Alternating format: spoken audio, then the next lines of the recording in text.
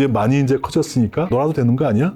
이렇게 생각하는 것 자체가 우리한테는 엄청난 위기다. 저는 우리나라가 정말 위기라고 생각을 해요. 우리 절대 위기다. 그것도 그냥 단순한 위기가 아니라 그 이유가 뭐냐면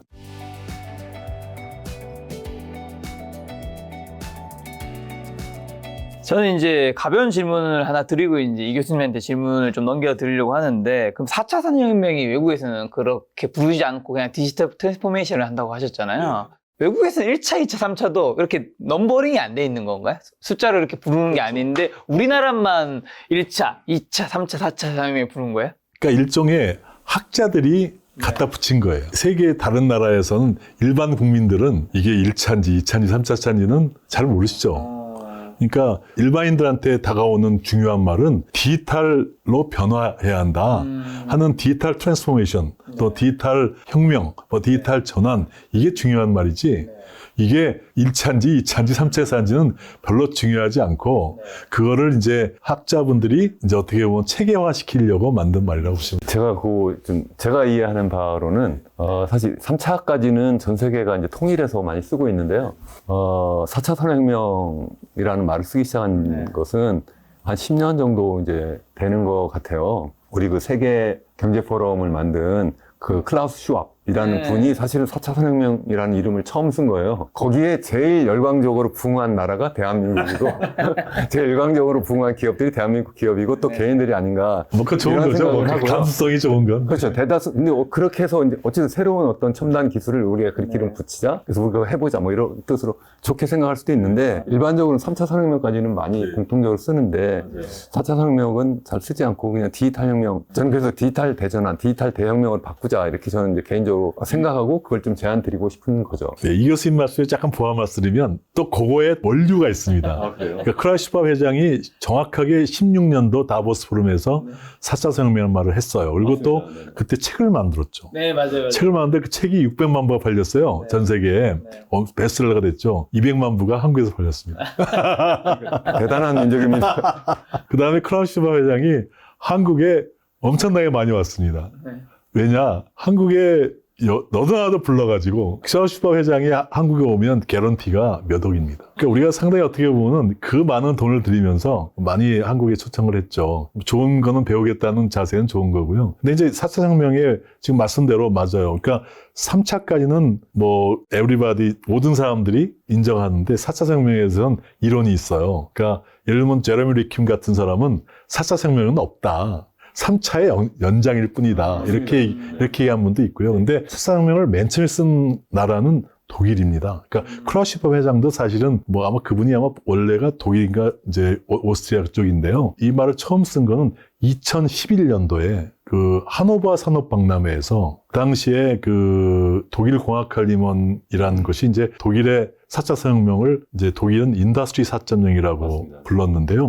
그걸 발표한 게 2011년도 하노버 산업박람회에서 발표하면서 그때 발표했던 건 뭐냐면 독일이 일종의 어떤 그 당시만 해도 독일이 유럽의 병자란 말, 늙은 독일 이러면서 독일이 완전히 바뀌어야 된다. 새롭게 완전히 독일 산업을 완전히 업그레이드 해야 한다. 고도화해야 한다는 얘기를 하면서 그때 이제 헤닝 카거만이라고 하는 아주 걸출한 분하고 또 독일 인공지능 연구소의 발스터라고 하는 소장하고 그다음에 독일 정부의 모 국장하고 세 사람이 그거를 인더스트리 4.0을 발표하면서 이것이 4차 산업혁명입니다. 이 Fourth Industrial Revolution이라는 말을 그때 처음 썼어요. 근데 그거를 체계화 시켜갖고 우리 클라우스 슈왑 회장께서 돈을 엄청 버셨죠. 거기에 열광한 것이 이제 대한민국이고 이렇게 됐는데, 근데 사실 이게 약간 여담입니다만 독일 같은 경우에는 그 4차 산업혁명이라고 하는 이름, 인더스트리 4.0이라고 하는 이름을 이제 처음 이제 하노버 박람회에서 썼는데, 근데 이 4차 산업혁명을 어떤 디지털 어떤 서비스 혁명이라고 생각하고 완전히 모든 걸 디지털로 바꾸자기보다는 기존에 자기들이 강점을 갖고 있었던 이 제조업을 좀 더 강화하기 위해서 이런 어떤 디지털 기술을 좀 더 발전시키고 좀 어떻게 좀 융합해보자. 이 정도 했던 것 같아요. 그러다 보니까 올해 보면 좀 전에 되게 독일이 그 유럽의 병자라고 말씀하셨는데 지금 유럽의 병자처럼 전 세계 선진국 중에 지금 마이너스 성장하는 나라 중에 지금 꼽히는 나라가 지금 독일이거든요. 올해 지금 마이너스 0.4% 성장할 것이다. 중요한 이유가 뭐냐면 제조업 중심 국가이기 때문에 그렇다. 뭐 그거 말고도 너무 에너지를 뭐 러시아에 의존한다든가 아니면 또 너무 그동안 수출을 중국에 의존하다든가 뭐 이렇게 해서 그렇다도 하는데 그런 면에서 보면 우리나라가 어쩌면 더 디지털 혁명에 더 열광했다 하는 뜻은 우리가 더 적극적으로 세상을 다 디지털로 바꾸자. 그래서 지금 우리 주 교수님께서도 우리가 다 바꾸지 않으면 안 된다. 국가도 기업도 개인도 뭐 이렇게 말씀하신 걸로 전 받아들이고 그게 나쁜 것이 아니라 굉장히 좋은 뜻으로 우리가 생각할 수 있다. 근데 그렇게 독일이 지금 이제 이거 굉장히 중요한 얘기이기 때문에 시사점이 많아서 중요한 얘기이기 때문에 조금 부연 말씀을 드리면 독일이 2005년도, 6년도 앞으로 지난 20년 전쯤에 독일이 완전히 정말 경제가 무너졌습니다. 그러면서 그때 그걸 독일을 사실상 살린 사람이 메르켈 총리인데요. 메르켈 총리인데 메르켈 총리가 또 실제로 공식적으로 감사하다는 말도 하고 했던 사람이 그 바로 전수상인 슈로더 총리예요. 그 슈로더 총리가 이제 3인당, 소위 진보당이 있었거든요. 그때 사회개혁을 했습니다. 지금 우리가 지금 얘기한 노동개혁을 쉽게 얘기하면 굉장히 노동의 유연성도 없고 굉장히 어떤 그 사회적으로 그 효율이 굉장히 떨어진 나라였는데 그거를 사회개혁을 해버렸어. 하루치 협약이라는 걸 통해 가지고. 그래서 그 결과로 2006년도에 메르켈이 집권했는데 메르켈이 집권하면서 그건 이제 기민당이니까 이제 소위 얘기한 보수 쪽이죠. 그러니까 진보가 파워를 잡을 때 사회개혁을 해줬어요. 아마 메르켈을 하려고 했으면 죽어도 안 됐을 겁니다. 근데 그러니까 독일의 위대함은 그렇게 여야를 서로 넘어가면서 사회를 발전시켜 왔다는 거예요. 우리가 참 본받아야 할 점인데. 그래서 그런 면에서 이제 메르켈이 공식적으로 정말 감사하다. 이 전 총리한테. 당도 다르지만 그런 얘기도 했었는데 어쨌든 그래서 20년 동안 독일이 완전히 그냥 세계 최강위로 컸고 그게 이제 EU를 만드는 또 힘이 됐고 EU도 지금 사실상 독일이 주도하는 거거든요. 그래서 왔는데 현재 올해 지금 독일이 굉장히 지금 성장률이 툭 떨어졌거든요. 네. 마이너스 한다 이러니까 하는데 그거는 그렇다고 해가지고 독일이 제조업 중심이기 때문에 그건 제가 보면 조금 전 의견을 달리하고요. 그 독일이 이렇게 된 이유는 지금 정확하게 말씀한 대로 중국 의존도가 너무 컸는데 지금 중국이 지금 성장 못 하잖아요. 지금 중국 자체가 완전히 폐쇄 쪽으로 가고 있기 때문에 그래서 중국 쪽에 대한 수출이 툭 떨어지고 예를 들면 폭스바겐의 3분의 1이 차가 중국에 팝니다. 그게 예를 들면 축 떨어졌다든가 그 다음에 또 지금 말씀대로 우크라이나 전쟁이 나면서 러시아의 그 에너지를 다 의존하고 있었는데 그게 다 끊기니까 지금 갈 곳이 없는 거예요. 그래서 에너지 때문에 제조라든가 모든 문제가 지금 다 브레이크 걸려 있어요. 그래서 그거를 지금서 오히려 독일은 엄청나게 후회하는 게 탈원전 잘못했다. 이게 탈원전을 했잖아요. 탈원전 때문에 결과적으로 우리가 이 가스가 막히니까 그냥 갈 곳이 없어지고 된 거죠. 그래서 그것 때문에 지금 독일이 또 엄청난 또 반성을 하고 있고, 그래서 독일도 아까 인더스트리 4.0이 말이 인더스트리이기 때문에 제조회로 돼 있는데, 저는 인더스트리 4.0에 대해서 이제 오랫동안 연구도 했기 때문에 자신있게 말씀드릴 수 있는데, 제조업의 혁명만이 아니고요. 지금 말씀하신 대로 서비스까지 그래서 포함하고, 말은 인더스트리지만 전체적으로는 사회 전체의 그 4차 산업 소위 그 혁명이라는 걸 안 쓴다고 말씀드렸을 때, 그러니까 디지털 트랜스포메이션, 사회 전체의 디지털 트랜스포메이션을 하겠다는 걸로 가고 있기 때문에 지금 일시적인 거를 저는 독일이 다시 극복할 거라고 저는 보고 있습니다. 저도 독일이 완전히 이제 다시 후진국으로 떨어진다든가 이렇게 생각은 하지 않는데, 어쨌든 그 소위 얘기하는 산업혁명 이후에 세상이 산업사회로 전환이 되면서 전 세계를 주도한 나라 중에 하나 꼽으면 저는 독일이 아닐까 이런 생각을 해보고, 특히 이제 아시아에서는 또 그런 나라가 이제 일본이잖아요. 그래서 자연스럽게 이제 일본도 말씀을 좀 드려보고 싶은데, 일본 같은 경우도 생각을 해보면 메이지 유신이라고 하는 것을 하면서 농업사회가 산업사회로 이렇게 바뀌고, 그렇다 보니까 우리나라는 우리 역사적으로 보면 일본에 비해서 항상 앞서가다가 거기서 결정적으로 뒤처지게 됐고, 결국은 아주 불운한 그러한 불행의 역사가 이제 시작이 된 거잖아요. 우리가 35년, 36년 동안의 그런 일본의 식민지 상황까지 갔는데, 그 중요한 이유가 이런 어떤 사회적 대변혁, 이런 어떤 기술의 대변혁을 우리나라 당시에 조선 말기의 정치 지도자들이 제대로 알지 못하고 계속 그냥 전통적인 그런 농업사회, 그 속에 서로 당파 싸움만 하다가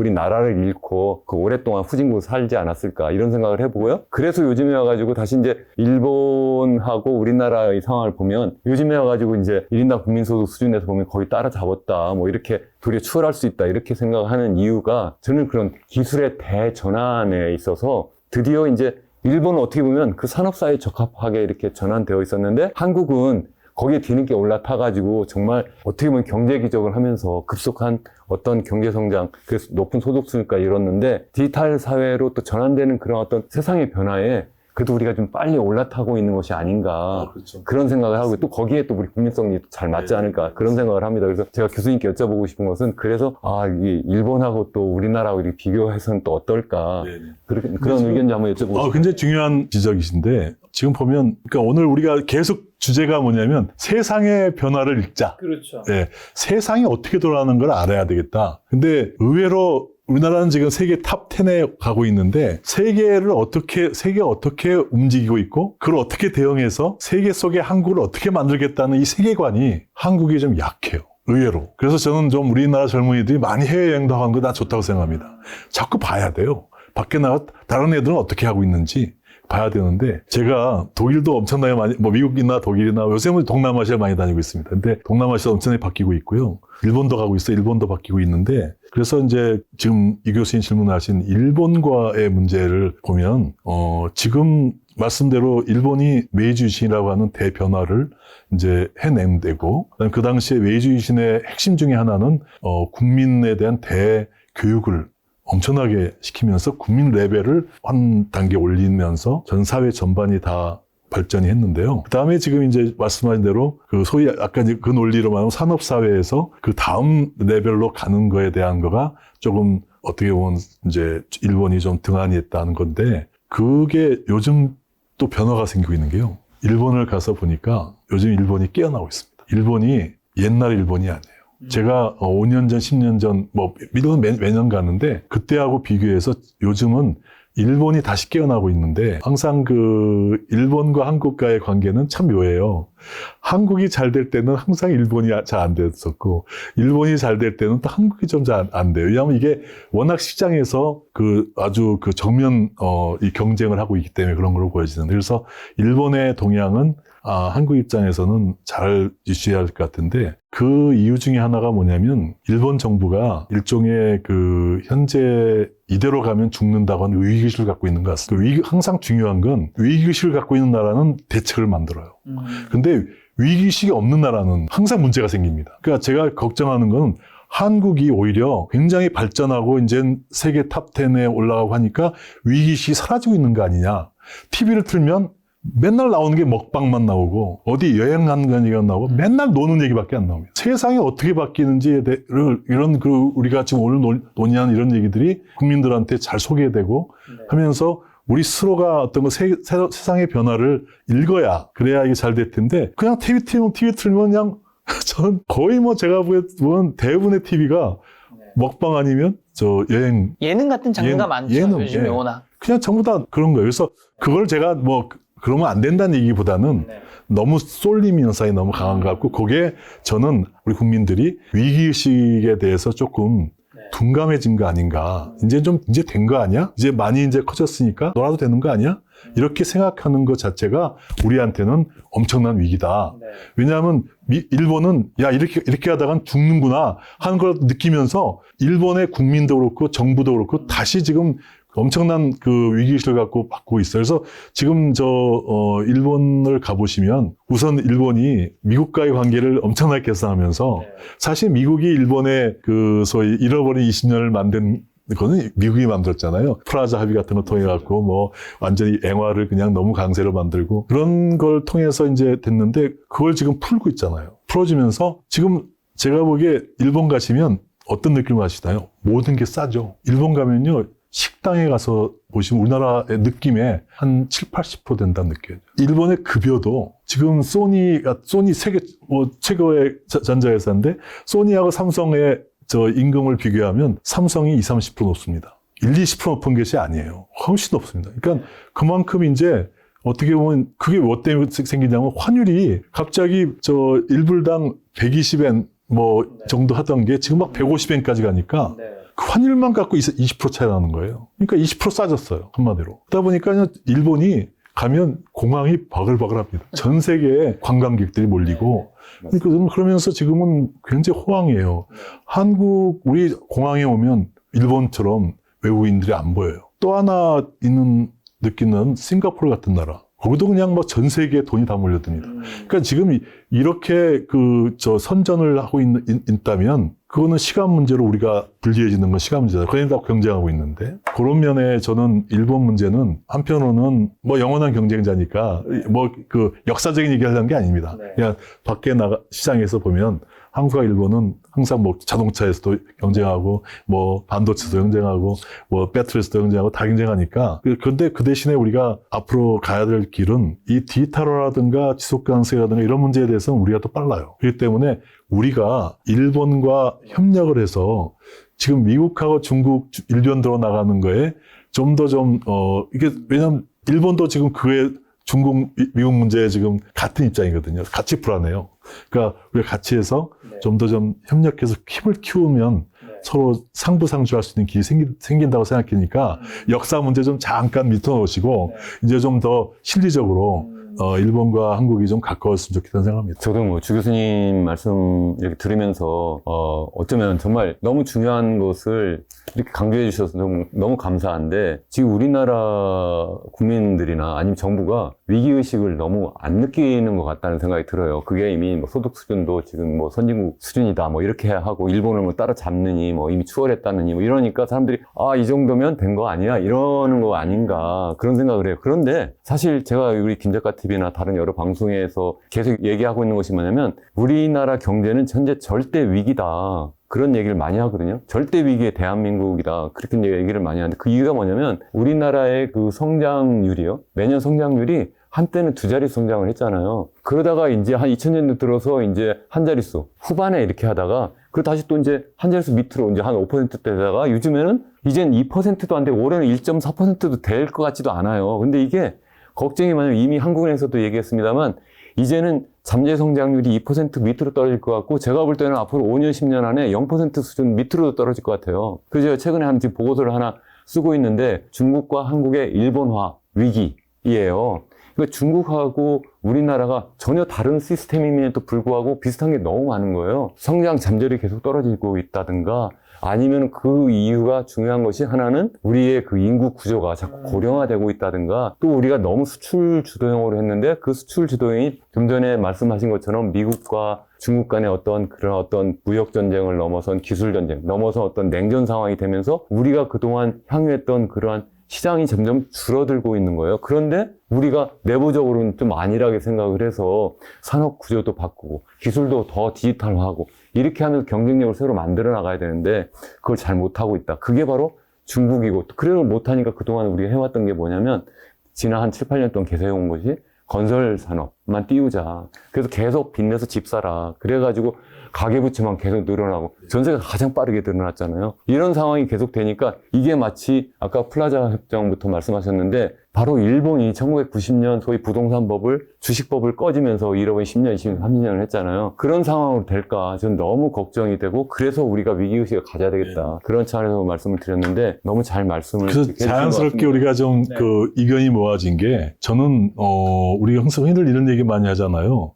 뭐 역사를 잊은 민족은 미래가 없다 이런 말 많이 하잖아요. 그게 뭐냐면 우리 과거에서 배워야 되거든요. 그러니까 과거는 우리 과거만이 아니라 다른 나라 과거들 다 배워야 되는데 저는 그거의 핵심이 하나가 위기의식이라고 봅니다. 이게 뭐 기업도 똑같아요. 기업도 이제 됐겠지. 이게 제가 개인적인 하나 드릴게요. 이건 제가 간증을 하고 나는 제가 사장을 10년 했습니다. 기업들을. 근데 뭐 매출이나 모든 문제면에서 야 이제는 좀 됐다. 이제 좀 됐다 하는 생각을 갖잖아요. 얼마 오래 안 가서 요놈 너희가 뭐 됐다고 누군가 야단치는 것처럼 문제가 생겨요. 그래서 제가 그래서 그런 걸 몇 번 겪으면서 이게 됐다고 생각하는 순간에 위기가 오는구나.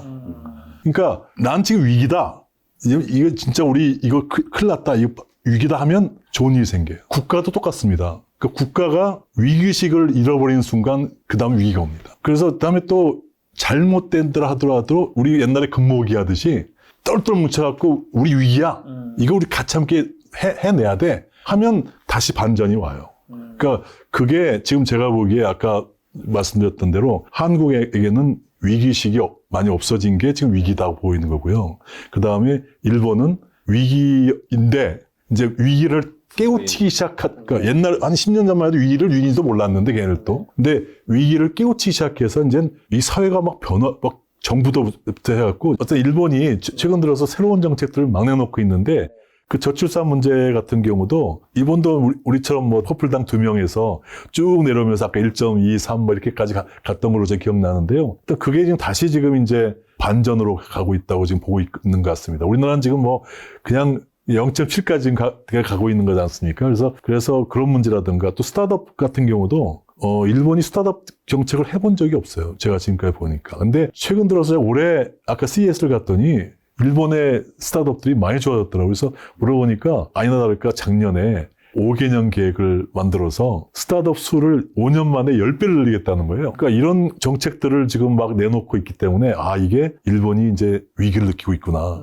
그래서 그런 걸 느껴서 일본은 조금 앞으로 많이 좋아질 것 같다는 생각이 듭니다. 저도 정말 너무 여러 번 지금 말씀드리지만 너무 동의하고 그리고 정말 이렇게 생각하시는 분들이 정말 우리 지도층에 정말 많아야 되겠다. 네. 기업에도 많아야 되고 또 정부에도 이런 분이 많으면 좋겠다. 이런 생각을 많이 하거든요. 저는 우리나라가 정말 위기라고 생각을 해요. 그래서 절대 위기다. 그것도 그냥 단순한 위기가 아니라 그 이유가 뭐냐면 인간으로 생각해보면 당뇨병이 걸려서 이미 체질이 나빠지고 있는데 거기에다가 운동도 안 하고 술만 먹고 매일 그냥 야근하고 스트레스 쌓여가지고요. 거기 콜레스테롤도 높고 거기 뭐 혈압도 높고 이래가지고 내일 쓰러져도 이상하지 않은 거예요. 그러한 지표가 지금 성장 잠재력이 떨어지고 있는 거고 그게 바로 인구가 고령화되고 있는 거고 우리나라 수출이 계속 마이너스를 하고 있고 계속 감소하고 있잖아요. 플러스 해가지고 가계부채는 가계부채가 계속 늘어나고 있어서 곧 터질 수도 있어요. 그래서 제가 이건 정말 위기다 이렇게 얘기를 하면 아니 아직 터지지도 않았는데 왜 위기를 조장하냐. 근데 의사의 입장에서 생각해보면 이렇게 완전히 종합병원 같은 사람이 왔으면 당신 위기입니다. 그러니까 이거 체질 바꾸세요. 술도 끊고 담배도 끊고 열심히 운동하고 그러면서 몸을 가꿔야 됩니다. 이렇게 얘기하지 않겠어요? 저는 그래서 우리나라의 그 학자들도 우리 그 주 교수님처럼 그렇게 말씀해 주셔야 되고 플러스 우리나라의 정부를 책임지고 있는 그런 어떤 강유라든가 한국은행이라든가 이런 분들이 현재가 위기라고 하는 걸 솔직히 고백하고 그래서 우리가 지금 다 같이 지금 일어나야 됩니다. 그래서 기왕이면 세상을 바르게 읽고 우리가 디지털 대혁명을 함께 합시다. 그것도 기왕이면 이 그린 혁명과 같이 하자. 또 뿐만 아니라 사회가 더불어가는 사회를 만들자. 네. 그런 것을 우리가 기왕이면 여와 야를 떠나서 진보와 보수를 떠나서 기왕이면 같이 합심해서 하는 그래서 우리나라가 정말 진정한 어떤 세계의 그 어떤 선진국이 되는 그러한 어떤 홍익인간의 어떤 가치를 우리가 높게 구현하는 그런 세상이 되면 좋겠다 이런 생각을 많이 합니다. 맞아, 100% 동의하고요. 근데 이제 우리 김 작가 TV에서도 좀 그런 걸 많이 다뤄줬으면 좋겠는데 우리나라는 뭘 얘기를 하면 이게 누구 잘못이야? 누구 책임이야?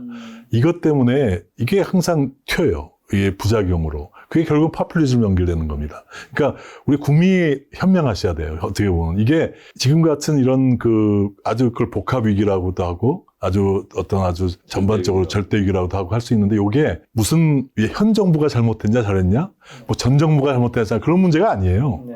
이게 어떻게 보면 큰 흐름, 아까 했지만 전 세계 엄청난 변화 속에서 우리가 어쨌든 야던 여던 우리가 대응하지 않은 건 우리 잘못입니다. 그것 때문에 생긴 문제지 이게 무슨 이게 네 편이 잘못했냐 내 편이 잘못했냐 이렇게 우리끼리 싸울 때가 아니라는 거죠 지금. 그러면 제가 우리 한국에서 좀 여쭤보면 디지털 사회로의 전환이 한국의 이제 기회인지도 여쭤보고 싶고 그다음에 우리가 그러면 좀 더 구체적으로 기업과 개인은 좀 어떤 걸 해야 하는지 어쨌든 지금 말씀하신 두 분의 이야기를 제가 정리해보면 어쨌든 위기의식을 가지는 게 너무 중요하고 그 의식이 있어야지 지금 세상의 변화를 읽고 거기서 대책을 꺼낼 텐데 아까 이제 두 가지 중요하다고 말씀해 주신 게 데이터랑 연결인데 사실 데이터라고 했을 때는 미국과 중국이 유리할 수밖에 없는 게 거긴 너무 많은 데이터가 있으니까 한국은 사실은 한국어를 쓰는 인구도 너무 작고 이게 연결돼도 데이터가 그렇게 많지 않잖아요. 그래서 한국에게 이 디지털 혁명이 과연 좋은 기회가 될 수 있을까라는 걱정도 있고 플러스로 기업과 개인은 조금 더 이제 그 위기의식을 넘어서 대책에서 구체적으로 좀 어떤 걸 해야 될까요? 두 분 다. 지금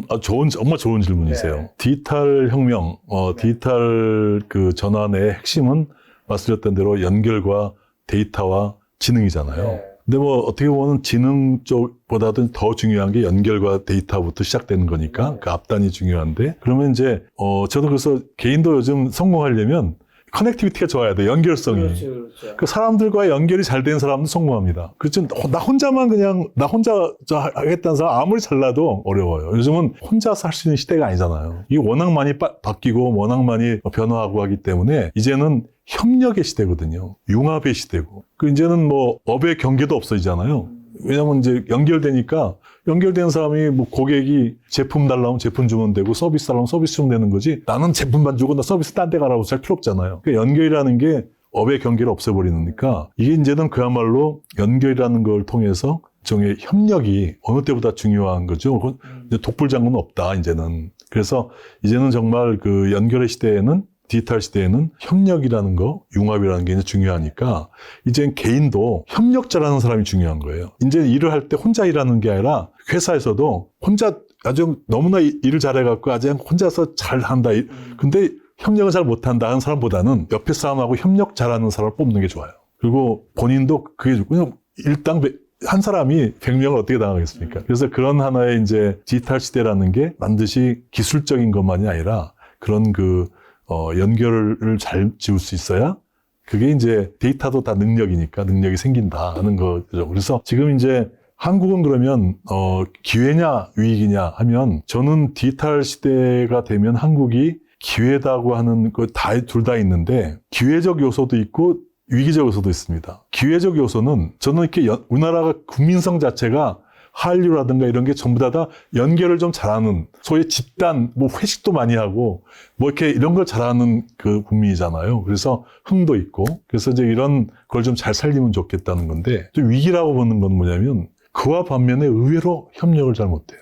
그러니까 특히 요즘 젊은 세대일수록 개인화가 너무 많이 되면서 쉽게 얘기해서 기브 앤 테이크를 해야 협력이 되는 거예요. 그죠? 근데 요즘 그 젊은 세대는 테이크 앤 기브를 하려고 그래요. 그러니까 항상 뭐가 이익이냐 나한테. 그렇죠. 그러니까 그걸 먼저 챙기니까 이익되는 일을 하려고 그런 거죠. 그다음에 이익에 위배되면 절대 내가 호갱이냐 하면서 안 하잖아요. 그러니까 상대방이 먼저 해주길 기다리는 거죠. 그러면 테이크 앤 기브를 하려고 그러면 협력은 안 됩니다. 그래서 이걸 어떻게 하면 기브 앤 테이크로 바꾸는 문화를 할 거냐. 내가 기부를 하면 결국은 내가 한 100명한테 한 번만 주면 100명이 나한테 100개를 줄 거다 하는 이런 생각을 어떻게 학교 교육부터 시킬 거냐. 근데 제가 미국의 교육을 보면서 다른 건 하나도 안 부러운데 초등학교 교육이 부러워요. 그 중고등학교는 별로 없다고 하는데 초등학교 교육은 정말 전인 교육을 시킵니다. 체육 교육도 엄청나게 시키고 초등학교 가면 운동장에 다 뛰어다니는 애들밖에 없어요. 그러니까 체력을 엄청나게 키워 나중에 공부 열심히 하려면 체력이 중요한데 체력 키우는 중심인 거 저는 얘기하고 싶은 게 뭐냐면 1학년 때는요 뭘 가르치냐면 이 세상에서 내가 제일 중요하다는 걸 가르쳐요. 이 세상에서 내가 가장 중요한 존재다. 자존감을 키우는 거죠. 2학년 때는 내가 이렇게 중요한 만큼 상대방도 이 세상에서 제일 중요한 존재다. 그래서 상대방을 배려하는 걸 가르칩니다. 그러니까 이게 제가 그 미국 초등학교 선생님한테 들은 얘기예요. 근데 그러면서 자기네들 교육의 핵심은 이거라고. 그래서 그걸 좀 우리 대한민국 교육에 그런 정신이 있나요? 그러니까 이게 나도 중요하면서 상대방도 못지않게 중요하다는 것 때문에 우리라는 게 되는 겁니다. 그렇기 때문에 기브 앤 테이크가 되는 거고. 그래서 기브 앤 테이크가 돼야 협력이 이루어지면서 디지털에 연결이 생기는 거죠. 이게 협력이 안 되면 연결이 안 돼요. 연결이 안 되면 데이터가 뭐가 안 되는 거죠. 그래서 그런 면 때문에 이게 제가 디지털 사회라는 거를 기술적으로만 설명하려는 게 아니라 굉장히 사회적인 거와 같이 이렇게 설명을 드리려는 건데 그게 굉장히 정말 중요한 포인트. 그래서 한국한테 기회라고 그러면 우리가 디지털 인프라 잘 깔려 있고 모든 사람이 다 스마트폰 갖고 있고 또 우리가 또 아까 얘기대로 잘 어울리고 이런 국민성도 좋고 이런 것들은 기회 요인이고 그 대신에 특히 최근 들어와가지고 굉장히 강해진 이 개인주의, 이기주의. 개인주의라는 건 좋은 뜻이고요. 개인주의는 내가 개인이 중요하다고 당장 중요한 거니까 근데 이게 이기주의예요, 완전히. 나만 좋은 거야. 교수님 말씀이 이제 이기주의를 좀 좋은 표현으로 개인주의를 쓰고 있는 것 같다. 맞아요. 그게 우리의 약점이다. 그래서 그거를 보완하면 전 이기주의를 좀 보완할 수만 있으면 그게 우리한테는 아까 제4의 길을 여는 좋은 스타트가 될 거라서. 너무 좋은 말씀 해주셔가지고 제가 추가적인 의견 드릴 게 별로 없는데 그냥 강조해서 몇 가지 말씀을 드리면 이런 얘기가 있잖아요. 혼자 가면 빨리 갈 수 있지만 여럿이 가면 멀리 갈 수 있다. 저는 디지털 사회에서는요 여럿이 가야지만 빨리도 가고 멀리 간다. 왜냐하면 네트워킹, 그 디지털 네트워킹이 돼야지만, 그래야지만 빨리 멀리 간다는 거죠. 그걸 우리가 그걸 초등학교 때부터 이렇게 배운다 말씀하셨는데, 그걸 우리가 학교 정말 어렸을 때부터 그걸 배웠으면 좋겠다고 정말 생각을 하고요. 저도 그래서 뭐 보통 이제 학교 선생님들이나 아니면 학생들 대상으로 뭐 이렇게 외부 강의 갈 때도 꼭 강조하는 게 하나 있는데, 뭐냐면 우리가 현재 갖고 있는 어떤 그 교육 제도 시스템은 산업사회 때 만든 그러한 제도인 거예요. 그 제도가 지금 하나도 안 바뀌었어요. 우리나라는 지금 미국이나 다른 이런 선진사회는 많이 바뀌어 나가고 있는데 그게 바뀌지 않고 있다. 그래서 교육을 개혁하면 안 된다. 제가 뭐라고 말씀드리냐면, 교육은 혁명해야 된다. 교육혁명. 왜냐하면 세상이 혁명을 하고 있기 때문에, 산업혁명 다음에 디지털 혁명을 하고 있기 때문에 교육도 소위 혁명을 해야 되겠다. 그 중요한 것 중에 하나가 지금 말씀하신 것처럼 정말 네트워킹의 중요성. 또 하나는 아까 이 디지털 세상에서 그냥 폭 빠져가지고 안 나오면 또 안 되잖아요. 그래서 이 정말 체력을 키우는, 운동하는 것도 너무 중요하고, 또 뿐만 아니라 그냥 일반적인 그 암기 위주의, 그것도 서열 위주로 해서 오직 내가 어디 서울대학교 가고 그 다음에 내 무슨 학과 가가지고 서열을 매겨서 그거 가지고 내 평생 먹고 사는 세상은 아니다. 내 스스로 정말 창의적인 그 무엇을 만드는 그러한 창의력을 키우는 교육을 하면 참 좋겠다, 이런 생각을 정말 합니다. 우리가 사실 우리 부모 세대가 또 책임이 있어요. 그러니까 부모 세대가 우리 아이들을 키울 때 특히 요즘 젊은 부모님들한테 정말 부탁드리고 싶은 게, 젊은 부모님들이 너무 이기적이세요. 아, 요즘에 또 애를 한 명밖에 안 나오니까. 그러니까 하나만 키우니까 내 아이만 잘 되면 된다는 게 있다 보니까, 예를 들어서 아주 대표적인 게, 저희 아마 다 우리 비슷할 건데, 학교에서 내가 친구들하고 공부할 때 내가 하나 알려주면 쟤도 하나 알려주면서 같이 잘 되는 그런 거지. 요즘 제가 들은 얘기가 기가 막힌 얘기가 뭐냐면, 요즘은 옆에다가 좋은 데 알려주지 말라는 거야. 좋은 거 너만 알고 있어. 다른 사람 알면 안 돼. 그러니까 그래서 무슨 예를 들면 과외를 해도 잘하는 애들끼리만 하고, 또 그다음에 또 어디 가서 공부를 해도 남한테 알려주지 말고 해라, 뭐 이런 얘기를 자꾸 부모님한테 배운다고 그래요. 그러니까 그게 사실은 순간 단기적으로는 그게 효과 있는 것처럼 보이지만, 장기적으로 오면 결국은 아까 외톨이는 테이크아웃 기부하면 안 되니까, 그렇게 외톨이가 남의 협력을 못 받는 사람은 결국은 도태됩니다. 그러니까 자식을 아주 위한다고 굉장히 케어를 하시는데 사실 잘못 키우는 거예요. 결국은 사회에서 아까 얘기대로 네트워킹 효과도 만들면서 굉장히 그 집단의 힘을 만들어서 가는 거여서, 이제는 집단 대 집단의 게임이거든요. 요새는 회사도 회사 게임이 아닙니다. 회사 집단과, 그러니까 생태계라고 그러죠. 한국의 기업 생태계하고 일본의 기업 생태계하고 미국의 기업 생태계가 경쟁하는 거지, 혼자서 한 기업끼리 경쟁하는 것이 아니에요. 그러면 이게 네트워크 경쟁하는 거예요, 왜요? 네트워크 효과가 중요한데 전부 다 솔로들만 키워가지고 나중에 어떻게 하겠다는 거예요. 그래서 이게 당장에는 좋을 것 같지만 결국은 다 죽는다. 그래서 정말 저는 우리 사회에 팽배해 있는 이기주의를 우리 모든 사람들이 좀 더 공동체 개념으로 다시 회복하는 게 정말 중요하다. 그래야 디지털 혁명이 성공합니다. 이렇게까지 우리 얘기할 수도 있을 것 같아요. 어쩌면 우리나라가 아까 주 교수님께서 잠깐 말씀하신 것처럼 출산율이 0.7명 때까지 떨어져 버렸잖아요. 그럼 여러 가지 요인이 있긴 한데, 그 중에 하나가 너무 이기적인 생각을 하는 게 아닌가. 이 기브 앤 테이크가 아니라, 테이크 하면 내 기부할까 말까 이 정도 생각하니까 이게 남녀 간에도 그런 거예요. 그러니까 내가 같이 데이트를 해도 내가 먼저 이렇게 주고 그 다음에 그걸 베풀어서 내가 자연스럽게 얻을 수 있으면 서로 윈윈하고 행복한 부부가 될 수 있는데, 젊은 사람들 중에 혹시 이거 내가 주는 것보다 우선 받아보고 생각을 해볼 거야, 이렇게 하는 것도 있지 않을까. 이렇게 하면 아마 젊은 분들이 지금 꼰대 두 분이 나와가지고 지금 엉뚱한 얘기하는데 이렇게 저는 요것만 있다는 건 아니고요. 우리 사회가 사실은 뭐 일자리 불안정성이라든가, 아니면 너무 천정부지의 어떤 부동산 가격이라든가, 아니면 너무 높이 올라간 교육 양육비라든가, 거기에다가 남녀 간의 어떤 평등성에 있어서 여성들이 느끼는 어떤 불이익, 이런 것들이 다 복합적으로 작용했다고 생각하는데, 또 한편으로 생각하면 너무 남녀 간의 이런 갈등을 사회에서도 조장하고, 또 개인 간에도, 남녀 간에도 너무 그렇게 해가지고 사회가 불안해지고 갈등이 많이 생기면서 개인도 불행해지고 또 사회 전체적으로 그래서 출산율도 줄어들고, 그래서 우리 미래가 정말 걱정이 되는 세상이 되는 게 아닌가.